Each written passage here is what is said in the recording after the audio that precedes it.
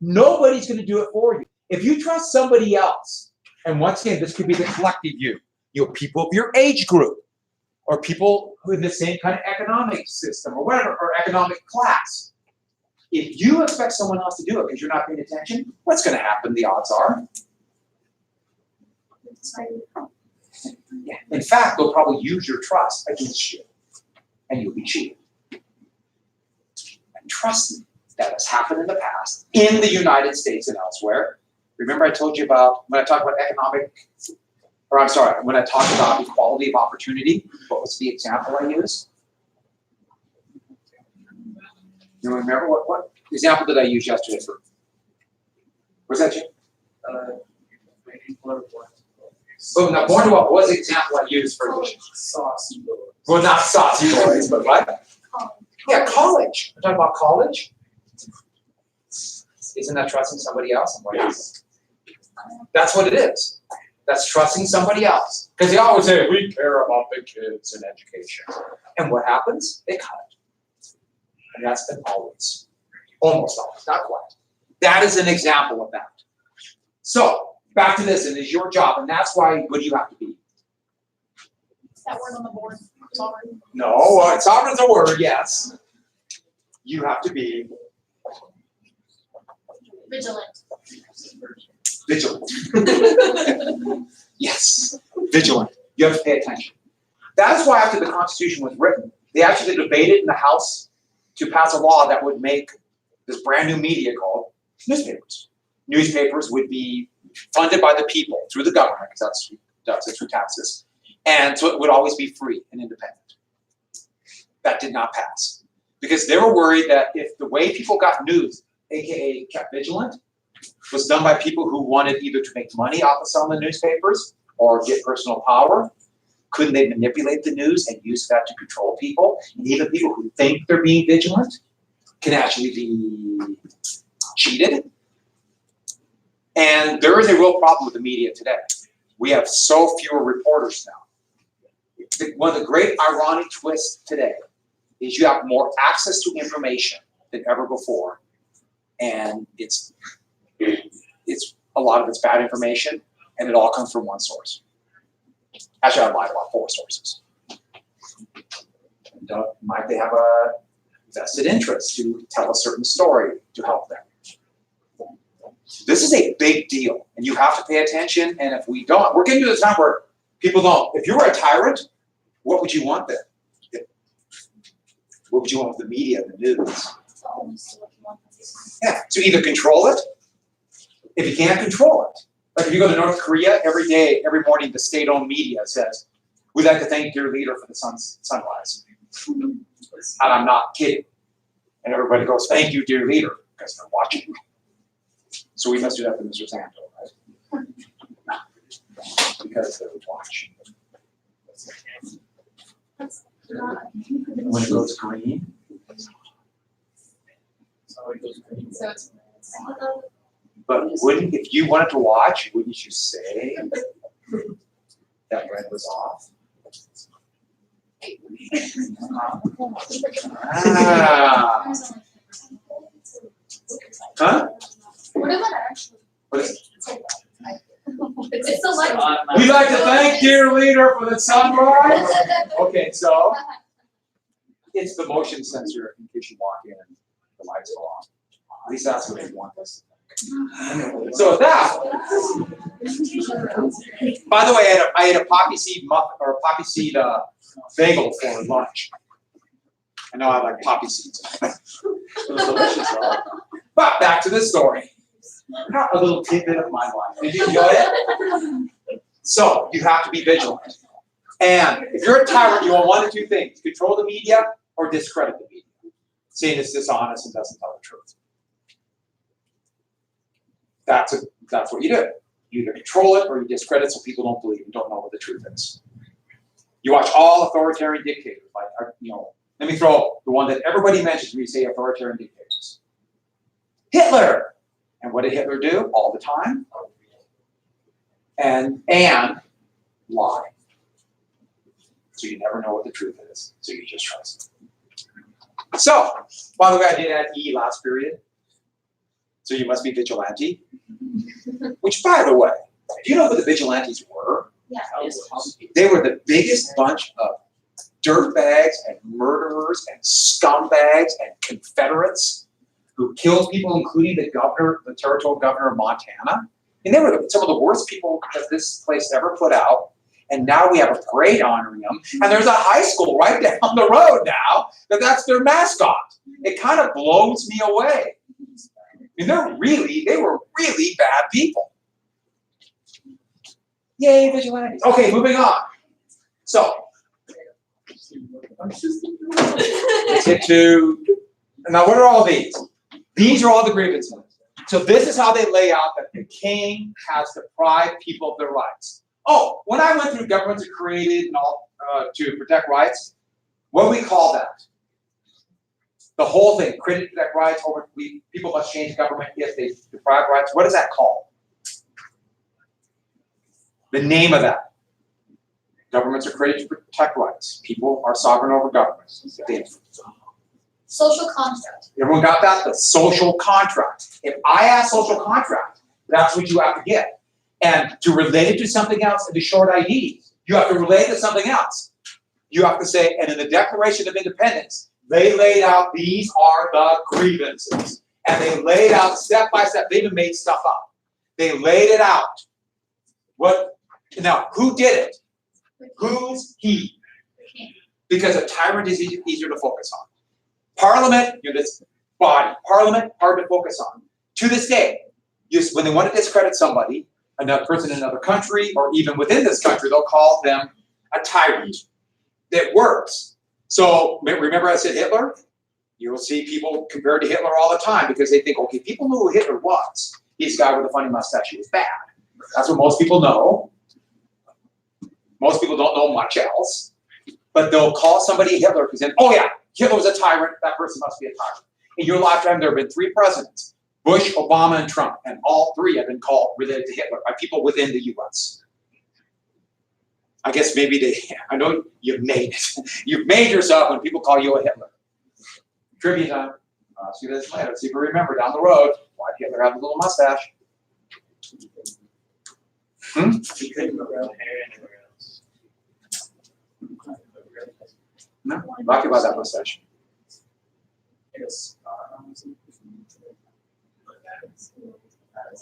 He was a veteran of World War I. He had a full mustache. Full mustache would get caught in the gas mask. So it became to stop for veterans to have a little mustache.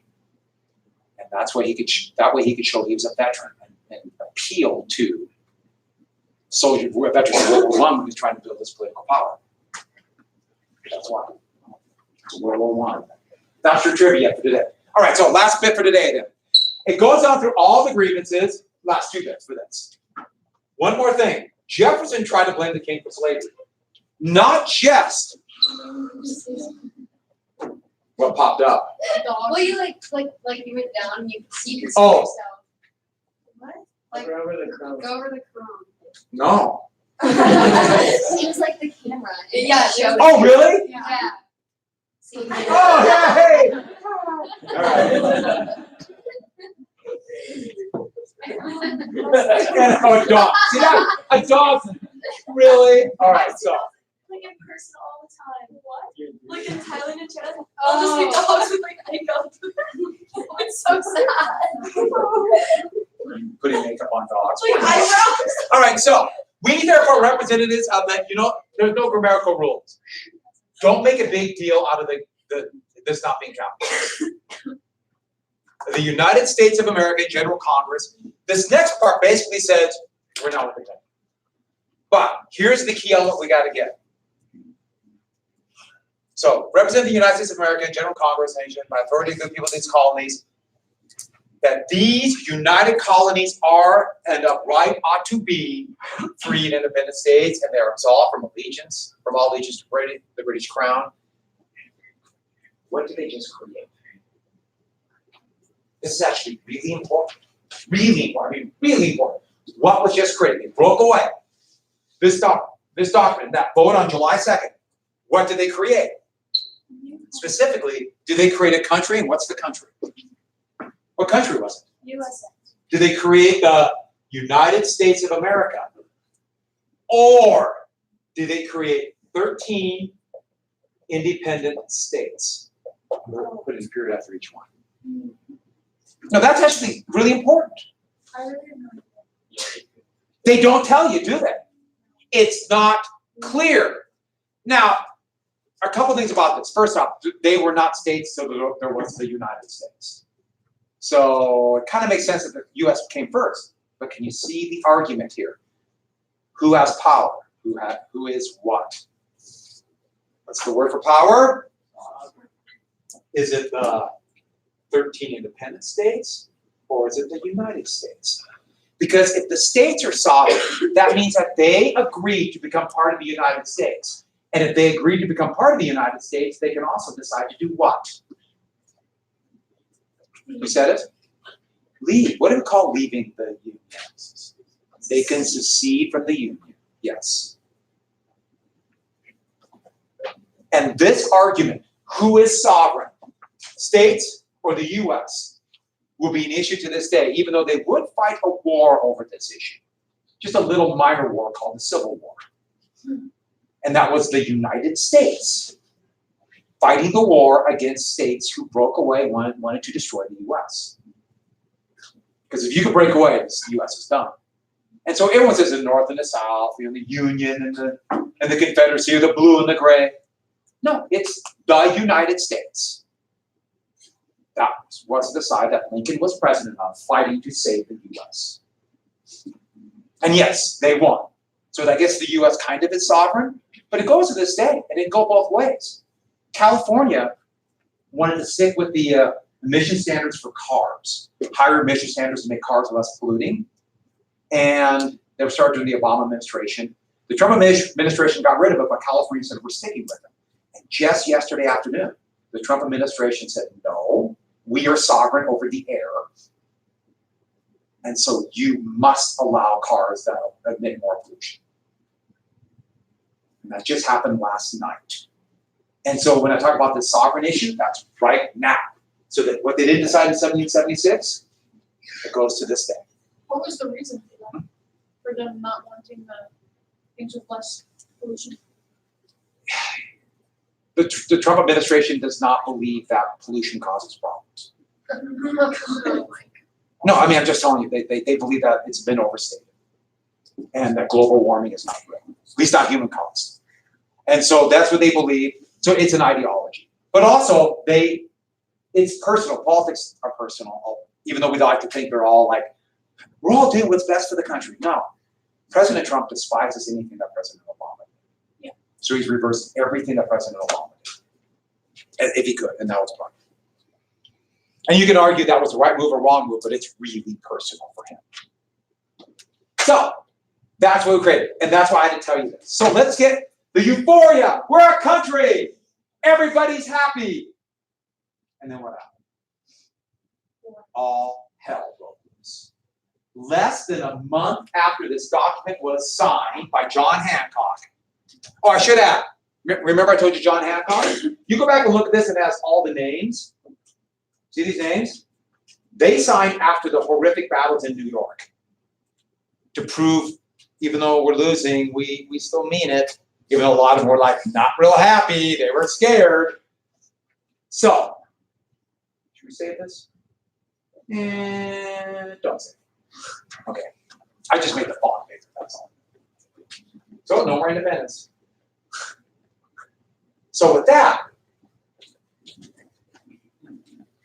When you weren't here, that tiger fell on my face. Yeah, yeah, bounced it to my face. really? Yeah, that's What did you do what to that tiger? we just hunted back then. Yeah, but why did the tiger attack you? What were you doing? Oh, I don't know. Out of control. Yeah. Okay, we got to show concern for what? Was the tiger okay? Yeah, So, tiger's name is 1776. July and August, 1776, all of a sudden, hundreds of ships arrived out in New York. All of a sudden, overnight, the invasion force in New York. And look where New York is on the map. So the British arrived here. Washington actually was there waiting. Unfortunately for Washington, he decided to defend what island, which was so stupid. Long Yeah, Long Island. Gee, I wonder how I got that name. But right here, he decided to defend there. But New York's right in the middle. You notice it's in between, or a better way to look at it is it cuts where all the, at least where the British got all the patriot craziness was, it cuts it off from the rest of the colonies. And if you take the Hudson River, that they thought could isolate the whole thing. So that's why they landed here in New York. They really thought, the British didn't even know about the Declaration of Independence, and they wouldn't have cared. They're a bunch of traitors. So they landed, and that's where Washington lost actually 3 battles. But the video talked about this. They're able to save their army and escape from Long Island to Manhattan in what they called the miracle of Kips Bay. Remember I told you the British didn't put troops in there? Or troops in the strait? Ships there. The miracle of Kips Bay. Turn your head more, it becomes clearer. Wait, is that a J? Yes. What are you looking at? Miracle of Kips Bay. That's apostrophe S. That's an S. That looks like a J. By the way, who's done this? Raise your hand.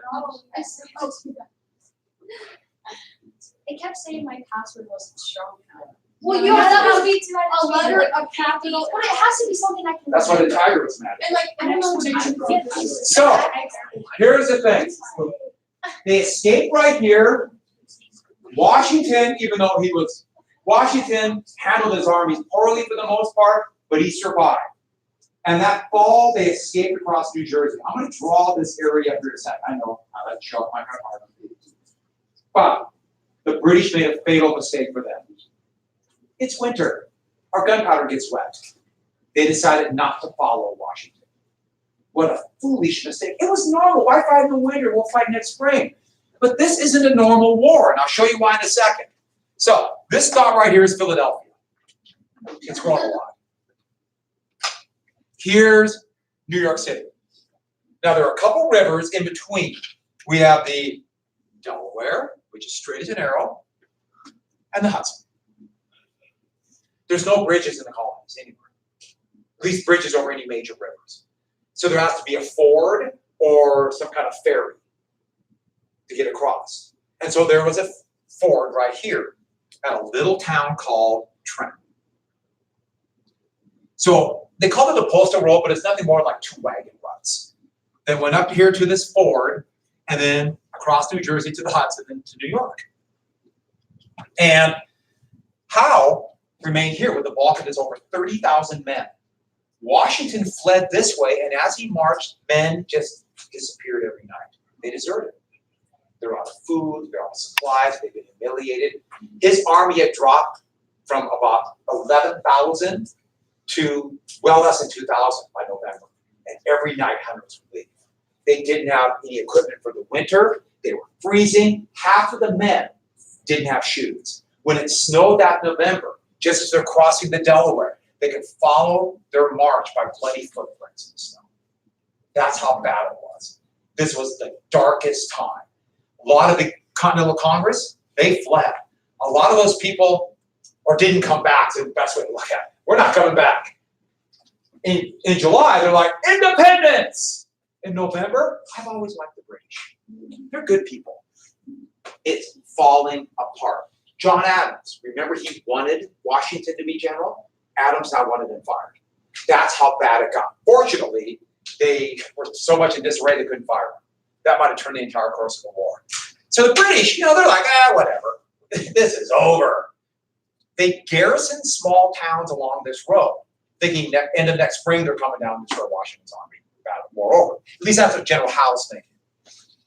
But way out here in Trenton, that's like in the deep, dark wilderness. So he didn't even bother to put British troops there. He put mercenaries. What's a mercenary? No, yes, they're paid fighter, but like everybody in the U.S. military today is a paid fighter, professional soldier. A different country. They might work for a different country, but you're on the right track. They're only loyal to one thing. They get the, what's that? Money for themselves. So, like people in the United States Army today, They are paid professional soldiers, but they're also loyal to the country. They do it. Yes, they do it for the money. I mean, yeah, that's the way it is, but also for more than that. Well, this is even worse for them. These aren't individuals. There's a little tiny principality called Hesse, which is in now Germany. And the king of this, king of this little tiny place, he had soldiers that were conscripted. Conscripted is what? What do we call that in the U.S.? Drafted? Yeah, they're drafted. They're forced into the army. He sold them to the king of England. Those poor guys didn't get the money. The king did. And they stuck them here. And throughout history, from Hesse became the Hessians. And they wore green uniforms, so I'm drawing in green. And there were about 1,000, a regiment in Trenton. Miserable. They literally felt like they'd gone off the edge of the earth. They're out in the wild west, or the wild wilderness of this strange place. But think how bad it was for them. Everybody speaks a different language. Nobody likes an occupying army. Remember how much they hated the British soldiers in Boston? Think how much they would hate an occupying army living with them that speaks a different language. Just imagine how awful it was. And back to the Hessians, I'm sorry. Tell me at this time, if you're in November in Trenton, little tiny town of a couple thousand people, and you saw someone on the street, how would you know if they are a patriot, if they're a loyalist, or they're just someone neutral, just trying to survive and just don't even care? How do you know? Don't they all look the same? Yeah. And think how much harder it would be if you spoke a different language. And so there are patriots and loyalists everywhere. Everyone could be a spy. Everyone could be an enemy. You don't know. And it's so that movie we're showing. It's that I put up there even the sunset over the latrines.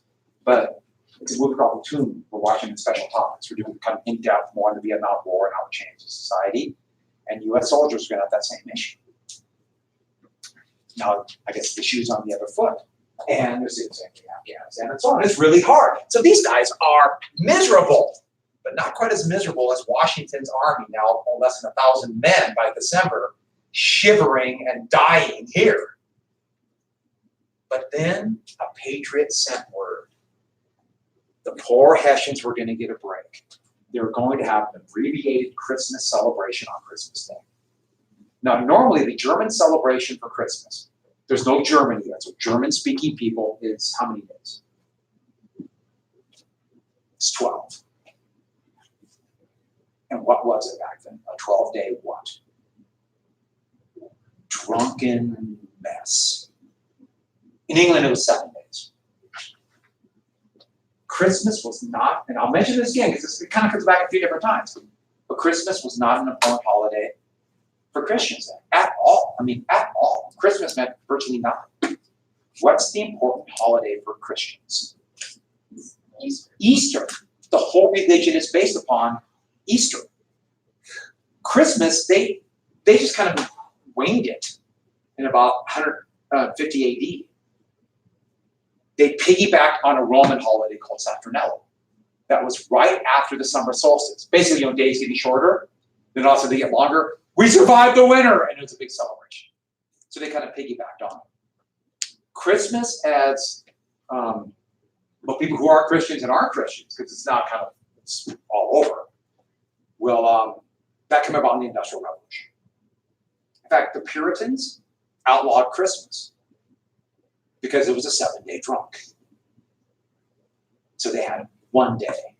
And Washington heard from a patriot spy and decided, literally, this is roll the die. Gamble everything, because if it fails, the army is destroyed. To attack them when they're not ready. What day do you attack? Christmas. Easter. Christmas. The day after Christmas. Because if it's a drunk, they're going to be all drunk, and then you attack them when they're sleeping it off. The 26th. That makes sense? He rolled the die. So, they crossed and began to march south. But before they crossed, Thomas Paine, I left this up in last period. He wrote Common Sense. What did you miss?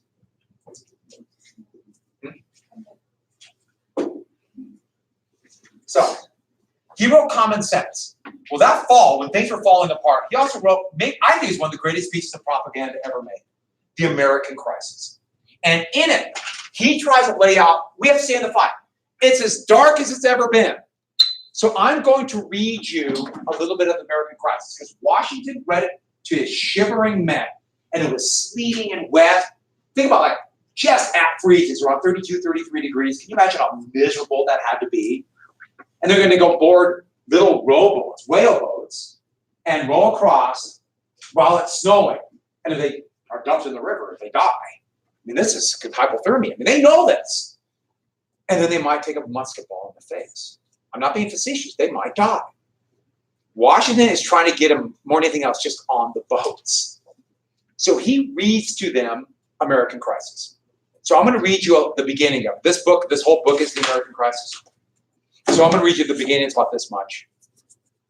So everyone, get comfortable. All right. It's like 3 sentences. I'm going to read you. But the beginning is brilliant.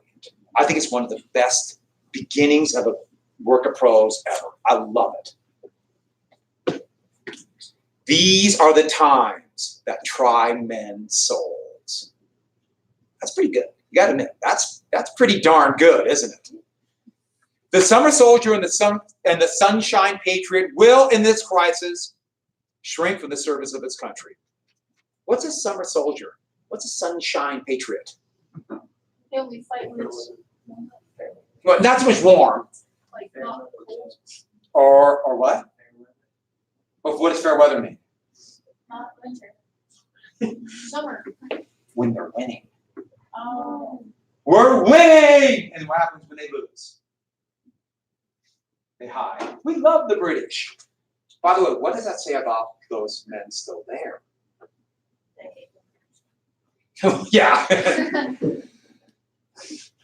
But he that stands it now, okay, it's all capitalized, deserves the love and thanks of man and woman. Tyranny like hell is not easily conquered. Yet we have this consolation with us, that the harder the conflict, the more glorious the triumph. It's worth it. It's worth the sacrifice. And you people here, you're the true what? You're not a summer soldier, a sunshine patriot. You're a true winter soldier. Well, you're a patriot. When times are bad, you don't give up on the cause. By the way, was that enough to get him on the boat? Got him on the boat. You might have seen this picture right here. And it's one of the most famous pictures. If you can't see, you can stand up and look. It's Washington crossing into Delaware. And no, he did not stand at the prow of the boat like, no. He's not an idiot. It's a famous painting, but actually, remember I told you how the Declaration of Independence had such meaning? This was done by Ludwig Lezza. He was a German artist. Or Emmanuel Lezza, I'm sorry. I said Ludwig. Ludwig's another. I had Beethoven in my head. But he was a German nationalist.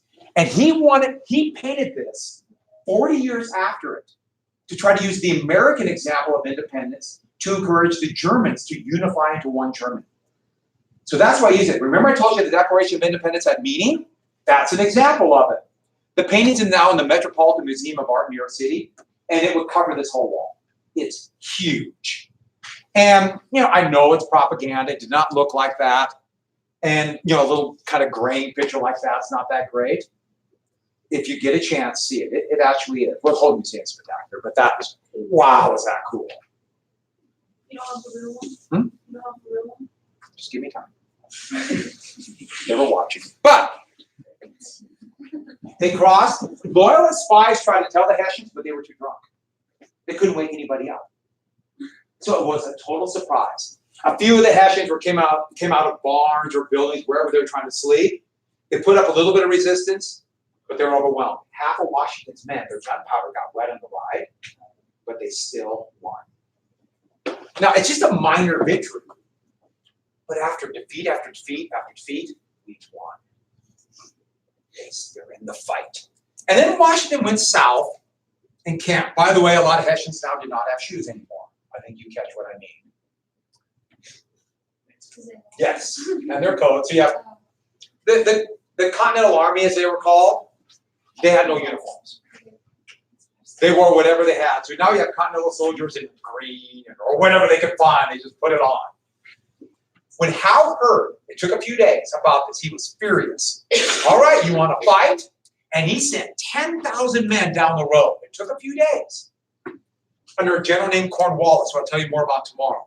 At a place called Princeton, they put a rear guard. Yes, a college was already there. And they went on to Trenton. By the 6th and the 7th of January, Cornwallis is here. Washington's camped down here. So on the 8th, Cornwallis is going to attack Washington's camp. You know, what's Washington sitting there for? Washington learned a lot during the French and Indian War. He had all his men the night of the 7th light campfires as the sun was going down, like they're getting ready for night, cook their dinner, and then do what as soon as the sun went down with all the campfires blazing? They left. And so Cornwallis attacked an empty camp the next morning. They attacked Princeton. Attacked the rear guard, took them totally by surprise. Actually, the attack almost failed, though, because the men were so exhausted. Washington rode to the front on his horse, waving his sword and his hat, screaming, "Come on, boys," and every obscenity you could think of that somebody would frown upon if I did that running down the hall. Yeah. And you guys would. And remember, if you hear that, who did it? It's called Mahelish or Larson. I think we blame everything on those two. That's how I get through life. But yelling, the men rallied. And think about the courage of that. If you saw the enemy being rallied by a man on the horse and you were the British, what would you do? Shoot at the guy on the horseback. Washington knew everybody's going to shoot. One bullet went through here and one bullet went through his hat. But he lived. Washington made a lot of tactical mistakes. Couldn't admit his failures, had a lot of problems, but he could lead. They won, and then he did the next smart thing. You know what it is, right? Run away. They went up to camp up here, the miserable camp in Morristown, but he survived. And this is what we got to get. So think about 1776, 1777. You don't need to know the exact date, but think about it right after the Declaration of Independence. This battle here and this battle here. Minor battles. Just a scratch to the British. But, okay, that's a horrible thing to say about the men who died there, but still, it didn't affect their war effort. This proved the U.S. could win. It proved to Americans, we can win. We can win this thing, don't quit. Now they get one more big victory. Now, what happened was this, right? We got that? Oh, I should add. Washington's learning something. Survive. Just survive. Stay in the fight. Survive. Because the British have more troops, more men, more money, a bigger navy. They have everything. But just survive. And I'm going to get to one more thing with the bell rings. I know I'm a little behind, but one more thing. Survive. So with that, in 1777, the British tried to take all the rest of New York. At least that was their plan. The summer, they said, all right, we're going to cut off Massachusetts once and for all. So a big invasion force began moving down from Canada. Now, they can't attack in Canada until July because of the weather. General Howe got the message to advance north on the Hudson towards Albany. Howe decides, that's a stupid plan, I don't like it. So he asked the admiral of the Royal Navy fleet there, who happened to be his brother, and said, let's attack someplace else. And then I agree. They went around to attack Philadelphia. They didn't tell the British coming from Canada.